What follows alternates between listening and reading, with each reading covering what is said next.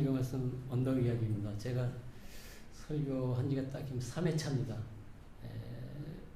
언덕 장로 취임 한 2016년도에 제가 취임을 했었는데 그때 한번 재정에 관한 그 본질적인 얘기를 좀 했었고요. 그 다음에 두 번째는 그 예수님의 사랑인가에 대해서 한번 한 것 같습니다. 그래서 이번 세 번째인데 오늘은 또 우리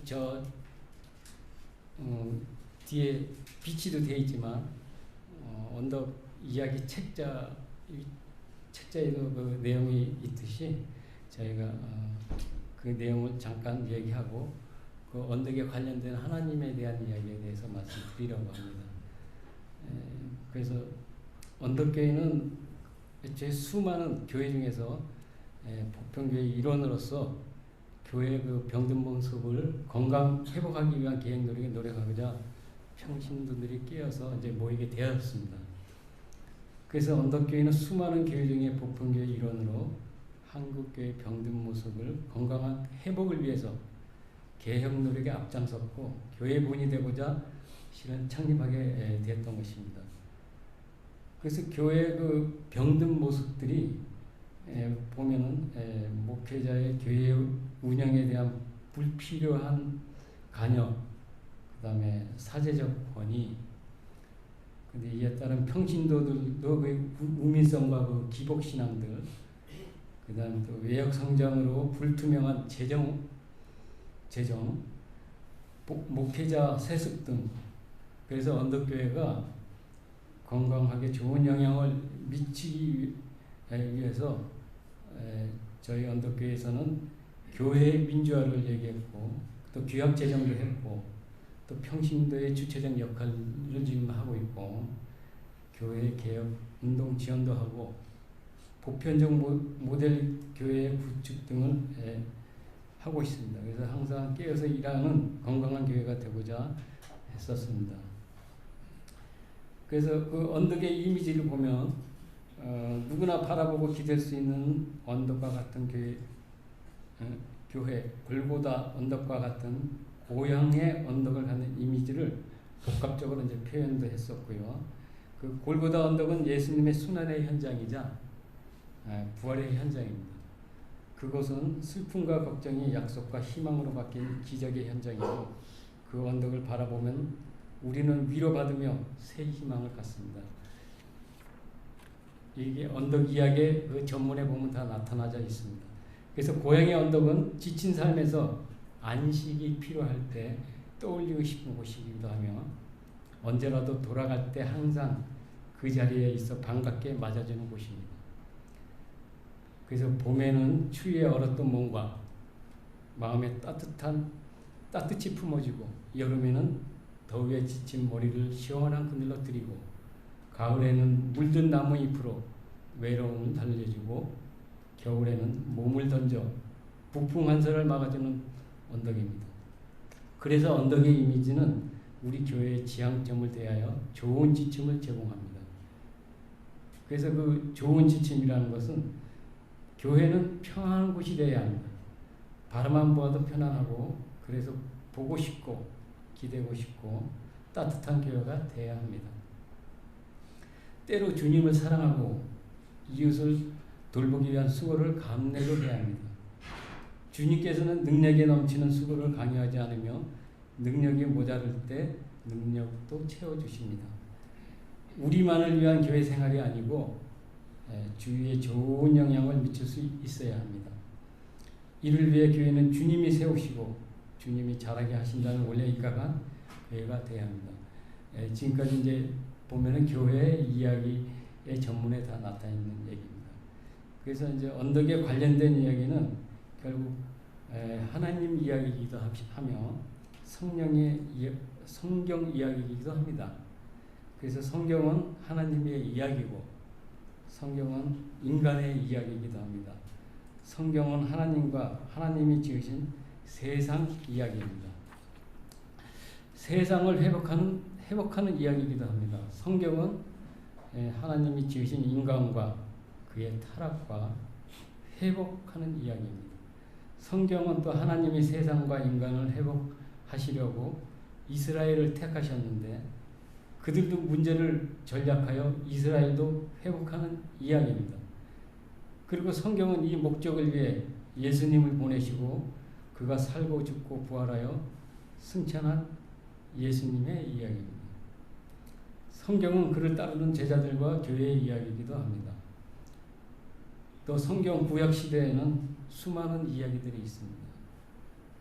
아담과 하와가 창조되는 이야기, 선과 악을 따먹고 에덴 동산에서 쫓겨난 이야기, 그 가인이 아벨을 죽인 사건 이야기,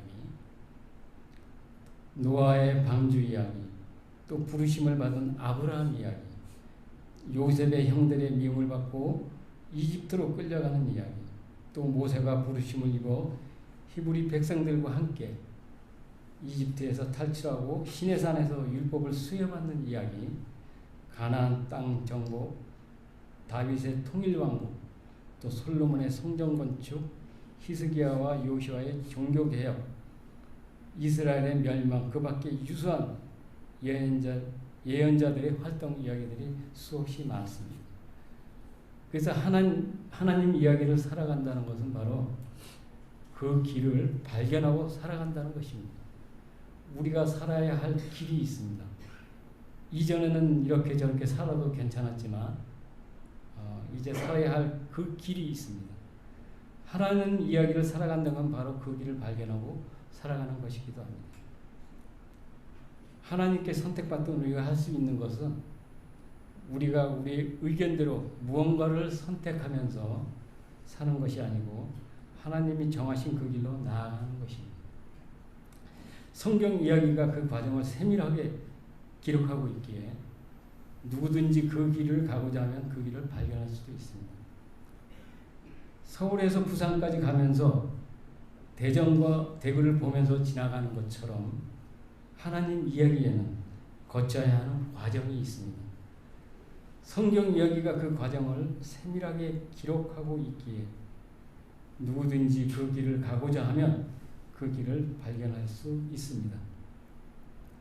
그 길로 가지 않고서는 하나님 말씀이 얼마나 운동력이 있는가를 알 수가 없고 하나님 나라와 의를 위하여 살만한 용기를 가질 수는 없습니다. 그 길로 가다 보면 수많은 역경의 이야기도 있습니다. 우리의 삶은 이야기를 만들고 우리의 이야기가 우리의 삶을 이룹니다. 친구를 만나 대화하고 드라마와 영화를 보면서 우리는 이야기를 만들고 소비합니다. 그렇게 삶은 이야기로 채워져 있습니다. 우리의 삶의 이야기를 어울리는 큰 이야기 하나를 소개하자면 모든 세상의 이야기는 이 큰 이야기 속에 수렴됩니다. 그것은 하나님 이야기, 창조, 타락, 구속, 회복의 이야기입니다. 이야기가 우리의 삶의 모든 이야기 안으로 들어와서 새로운 이야기를 만들어낸다고 말합니다. 그래서 우리가 이 이야기 안에서 우리 인생의 이야기를 새롭게 써나갈 것을 이야기합니다. 우리는 아무런 의미 없이 사라져버리는 인생의 이야기를 속에 사는 존재가 아닙니다. 그리스도 안에서 매일 우리가 살아가며 쓰고 있는 이야기는 하나님의 큰 이야기 한 부분이 됩니다. 복음의 은혜에 유창해지기 위해서 우리는 하나님의 이야기를 알 뿐만 아니라 이 이야기가 우리의 삶과 어떻게 만나는지를 알아가야 합니다. 하나님의 큰 이야기와 맞는 삶의 이야기들이 쌓여져가는 우리가 되기를 소망합니다. 우리의 삶은 만남의 연속입니다. 누군가의 만남을 계속 경험하고 그 만남으로 인해 우리의 삶에 많은 영향을 미치게 됩니다. 그래서 독일의 시인 한스 카루사는 인생은 너와 나의 만남이라고 했습니다. 이러한 만남에는 두 가지의 성격을 지니는데 하나는 희극적이고 다른 하나는 비극적입니다. 이는 만남의 과정보다 만남의 끝이 어떤가에 따라 그 성질이 달라집니다. 만남의 끝이 행복하면 희극이지만 만남의 끝이 불행하면 비극이라는 것입니다. 그래서 우리의 삶에는 만남에는 어떻게 끝맺음을 하느냐가 매우 중요하고 그에 따라 우리의 삶이 행복하거나 불행함을 결정짓게 됩니다. 성경에도 수많은 만남이 등장합니다. 그 중에도 만남의 끝이 행복했던 대표적인 두 만남이 있습니다. 바로 야곱과 에서의 만남, 그리고 집을 나갔던 탕자와 아버지의 만남. 이 두 만남의 과정은 매우 불행해 보였으나 결국 행복한 결말로 마치게 됩니다. 형을 속이고 도망하였던 야곱은 형 에서와 재회할 때 처음에는 두려웠지만 결국 내가 형님의 얼굴을 배운즉 하나님의 얼굴을 본 것 같사오며 라며 고백했습니다. 또 아버지를 떠나 모든 재산을 탕진하였던 아들은 아버지의 집으로 돌아올 때 큰 기쁨 가운데 잔치가 베풀어졌습니다. 하나님 이야기는 계속 지금도 진행 중이십니다. 성경 이야기, 예수님 이야기든 우리의 이야기도 성도님들의 각자의 이야기들도 하나님의 이야기일 수도 있습니다. 성경 속에는 하나님의 놀라운 이야기가 있고 우리가 날마다 그 이야기들을 읽습니다. 더 중요한 것은 우리가 날마다 우리의 이야기, 자기 이야기들을 자꾸 하나님 이야기 옆에 놓는 것입니다. 우리의 이야기 자체는 때로는 비참하기도 하고 무의미해 보이기도 합니다. 하지만 우리 이야기를 하나님 이야기 앞에 놓으면 우리 이야기를 하나님 앞에 이야기하면 우리는 놀라운 일들을 체험하게 됩니다. 하나님은 성령을 통해 이야기를 하는 우리의 속에 기적을 이루시고 그 이야기를 듣는 이들에게도 기적을 이루십니다.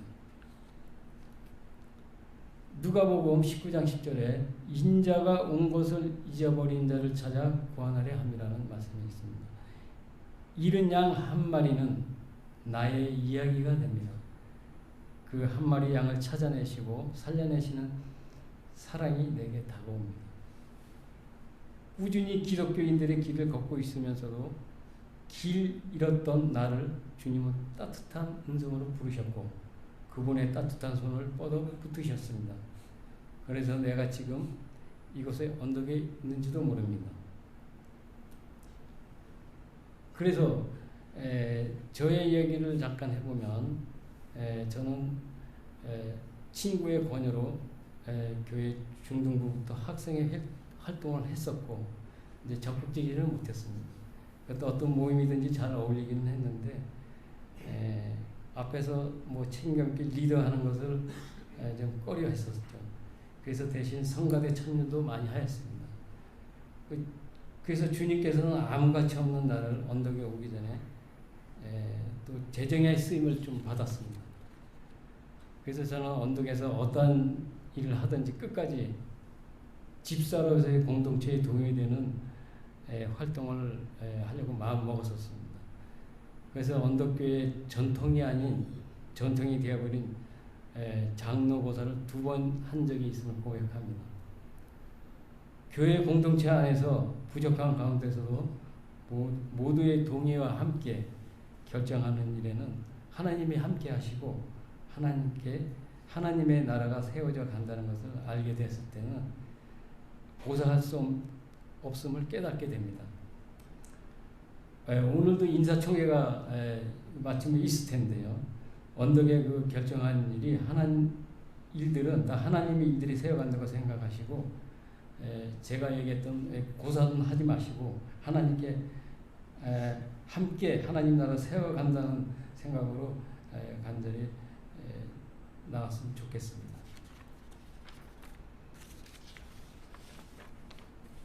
그래서 지금까지 뭐 간단하게 얘기를 했지만 이야기를 통해서 그 사랑의 이야기를 하려고 합니다. 사랑이 무엇입니까? 티내지 않는 것이 사랑이고 또 소리 없는 것이 헌신의 사랑이고 양보하는 것도 사랑이고 사랑하는 대상이 높여지기를 기뻐하는 것이 바로 사랑입니다. 그래서 토끼와 거북이의 이야기를 살펴보면 옛날에 거북이를 사랑한 토끼가 있었습니다. 토끼는 혼자 속으로만 사랑했기 때문에 아무도 토끼가 거북이를 사랑하는 줄 몰랐습니다. 어느 날 거북이를 사랑한 토끼는 거북이에게 자신감을 심어주고 싶은 마음에 거북이에게 말했습니다. 거북아, 나랑 달리기 해보지 않을래? 거북이는 질 때 지더라도 토끼와 같이 달려봐야겠다는 마음을 먹었습니다. 순식간에 토끼는 저만치 앞서갔습니다. 그러면서도 뒤따라오는 거북이만 생각했습니다. 포기하면 어떡하는가? 중간쯤 가서 기다려주자. 그런데 그냥 기다리면 거북이가 자존심이 상할까봐 토끼는 길에서 누워서 자는 척을 했던 것입니다. 결국 거북이가 경주에서 이기게 됩니다. 경주 후에 동네 동물들로부터 거북이는 근면하고 성실하다는 칭찬을 들었지만 토끼는 교만하고 경솔하다는 욕을 먹게 됩니다. 그러나 토끼는 남몰래 눈물을 흘리며 그 모든 비난을 감수했습니다. 왜냐하면 사랑하는 거북이의 기쁨이 자기의 기쁨이기 때문입니다. 우리가 진정 주님을 사랑하고 교회를 사랑한다면 이 토끼와 같은 마음을 가져야 합니다. 그 마음을 가지면 내 신앙생활과 가정생활과 교회생활에 결코 실패와 후회가 없을 것이라 믿습니다. 두 번째 이야기를 통해서 믿음 이야기를 하려고 합니다. 믿음의 이야기를 비유하자면 옛날에 미국의 어떤 도시의 아파트가 갑자기 불이 났었는데 온 가족이 전부 다 다 피신을 했는데 7살 난 소녀 하나가 옆방에서 자다가 그만 피신을 못했습니다. 그 불꽃 속에 갇히게 됩니다. 이 소녀는 창문을 열고 아버지 날 좀 살려주세요. 소리를 질렀습니다. 그런데 다른 방법이 전혀 없습니다. 가득한 연기 속에 휩싸이고 말았습니다. 이때 아버지가 밑에다가 망을 치고 두 손을 벌리고 뛰어내려라. 아버지가 안아주겠다고 했지만 이 소녀는 무서워요 아버지, 무서워요 아버지, 보이질 않습니다 아버지. 연기 속에 가려 보이질 않습니다 하고 소리쳤습니다.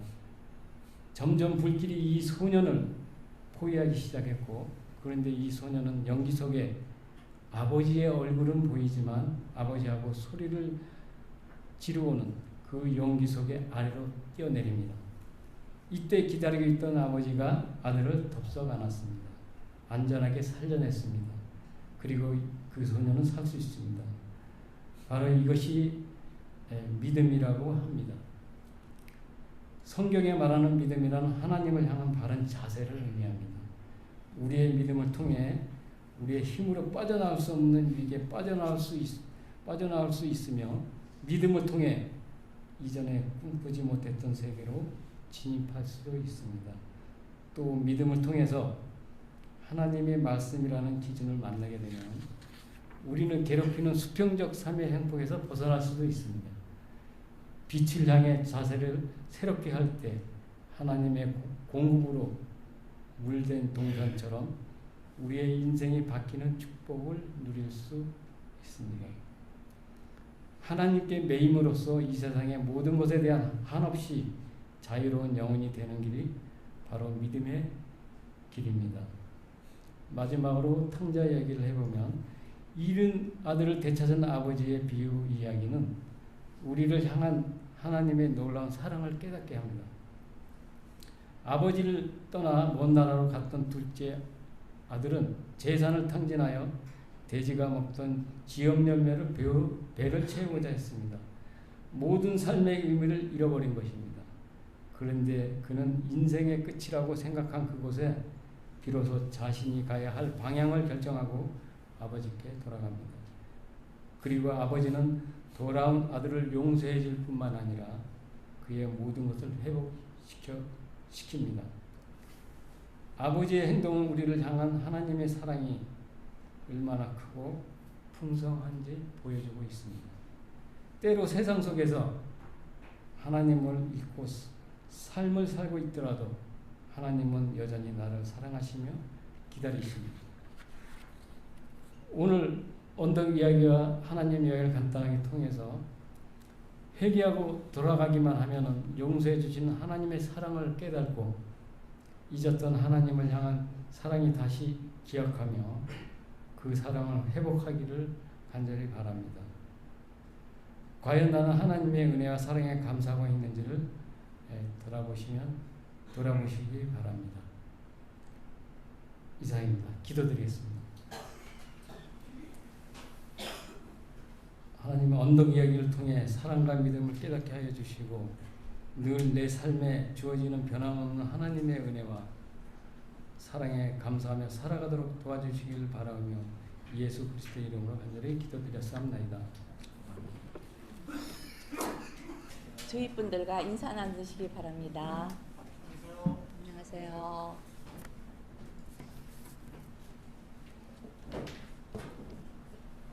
오늘 설교에 대한 질문 있으시면 이 시간 해주세요.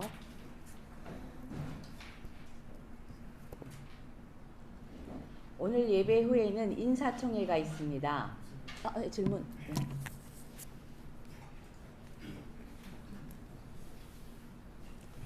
예, 최장로님 말씀 너무 잘 들었고요. 최장로님이 언덕교회 초창기 멤버로서 언덕에 현재까지 언덕의 이야기를 써오시는데 큰 역할을 많이 해주셔서 너무 감사드리고, 저는 언덕교회 온 지 몇 년 안 됐는데 제가 예전에 다니던 교회 저하고 친했던 장로님 권사님들이 몇십 년 동안 교회 섬겼거든요. 근데 이제 장로님 한 분은, 장로님은 이제 잘 안 들리세요? 장로님은 도저히 더는 안 되겠다 싶어서 이제 교회를 옮기시는데 이제 60이 넘으셨고 장로니까 갈 기회가 없는 거예요. 교회 가서 이렇게 정착하기 쉽지 않고, 또 다른 권사님은 교회 다니다가 딴 교회 옮기셨는데 그 교회도 좀 문제가 생겨서 또 딴 교회를 옮기는데 60대 한 중반 되셨어요. 그러니까 힘드신 거예요. 근데 이제 저는 언덕교회 와서 몇 년 다니면서 내가 평생 다녀도 좋을 만큼 아주 훌륭한 교회라고 생각이 되고 너무 감사하고, 장로님 같은 이제 분들이 많이 애써주셔서 교회를 이렇게 좋은 교회로 만들어주셔서 너무 감사드리고, 한 가지 이제 궁금한 거는 언덕교회 이야기를 여태까지 써오셨는데 혹시 앞으로 언덕교회가 어떤 이야기를 좀 써나가면 좋겠다, 그런 혹시 뭐 생각이나 아니면 저는 뭐 10년 후에 언덕교회는 이런 모습이면 좋겠다 그런 생각 있으시면 간단하게 얘기를 좀 해주시면 좋겠습니다.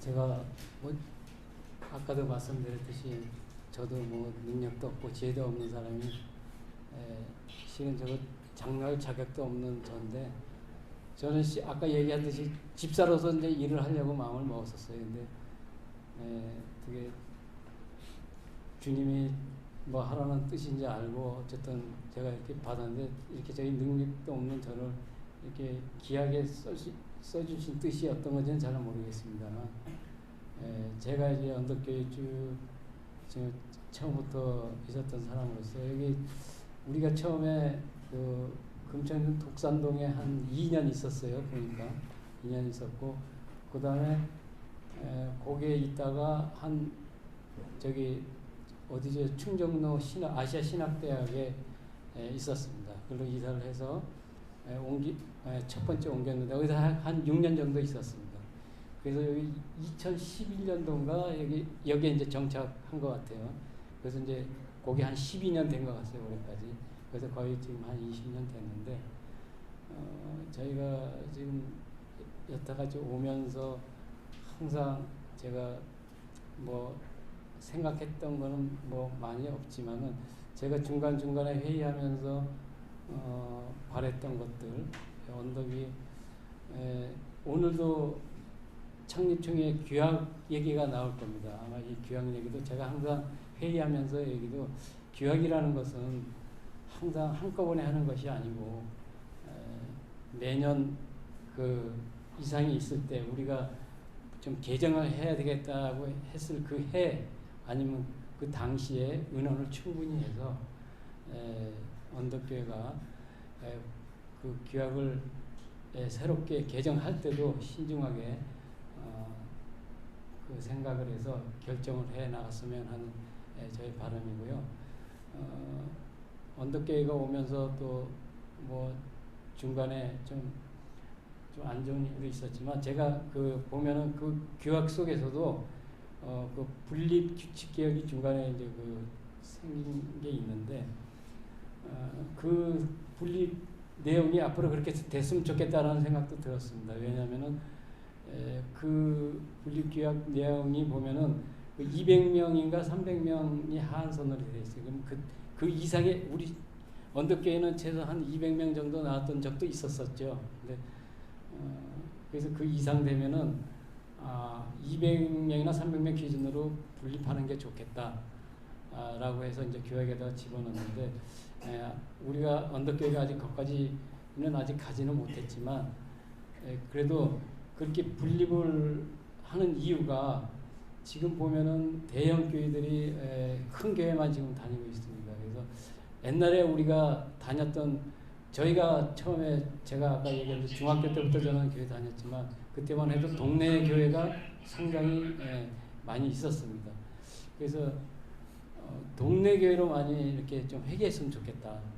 많은 교회들은 좀 작아서 그 동네에 의한 그 지역에 좀 그 사회 봉사도 좀 많이 하면은 이 대형 교회들이 만약에 그렇게 좀 움직인다면 이게 이웃을 위해서도 좀 더 도움이 될 수 있겠고 사회적으로도 좀 발전이 될 수 있겠고 저는 항상 이제 그런 생각입니다. 그래서 그렇게 하는 것이 뭐 특별한 것도 아니지만 교회가 우리 본래의 모습이라고 생각하고 그렇지 않습니까? 큰 교회만 교회가 아니라 적은 교회도 섬기는데 결국은 지역을 좀 섬기는 교회가 됐으면 좋겠다. 앞으로 그렇게 좀 돌아갔으면 좋겠다. 본래의 모습으로 그런 생각을 좀 해봤습니다. 이상입니다.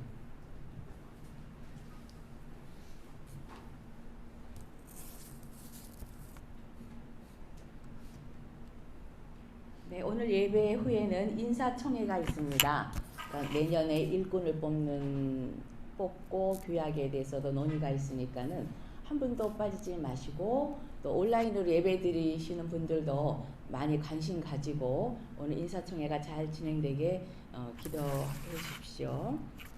그다음에 지난주에 구역이 편성됐어요. 그래서 한번 다시 띄워주시면 요거를 참고하셔서 오늘부터 새로운 구역으로 나가서 함께 모임을 하겠습니다.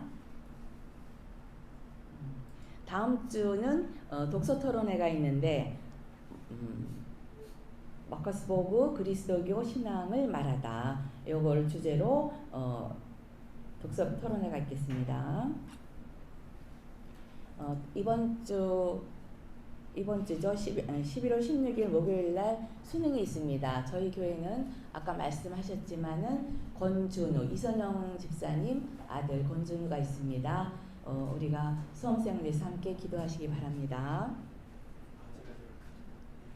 다른 내용은 주보를 참고하시고 우리 날씨가 추워졌기 때문에 집안에 계신 어르신들이 많이 건강에 많이 안 좋으신 분들이 많으세요. 그러니까는 옆에 있는 가족도 함께 하고 어르신들도 이 겨울을 잘 견딜 수 있도록 함께 늘 기도해 주시기 바랍니다.